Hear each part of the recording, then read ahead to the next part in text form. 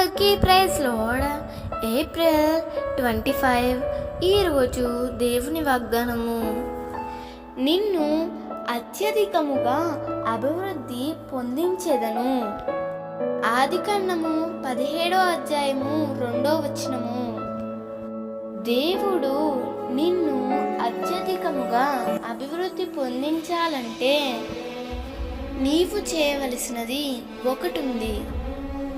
అది ఏమిటంటే ప్రభువును సొంత రక్షకునిగా అంగీకరించిన నీవు ఆయన సన్నిధిలో నిందారహితునిగా జీవించినట్లయితే తప్పకుండా దేవుడు నీకు తోడుగా ఉండి నీ వెళ్ళు చోటెల్లా నీతో ఉండి నిన్ను అత్యధికంగా అభివృద్ధి పరుస్తాడు.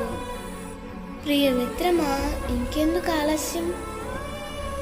నిన్ను నీవు సరిచేసుకొని ప్రభు సన్నిధిలో మోకరించి ప్రభువుతో ఇలా చెప్పు: ప్రభువా, నీ సన్నిధిలో నిందారహితునిగా నడుచున్నట్లు నాకు సహాయం దయచేయి. మంచి చెట్లను ఎరుగునట్లు నాకు వివేచన దయచేయి అని నీవు ప్రార్థించినట్లయితే దేవుడు నీకు సహాయం చేస్తాడు. దేవుడు ఈ వాగ్దానము నీ జీవితంలో నిశ్చయముగా నెరవేర్చునుగాక.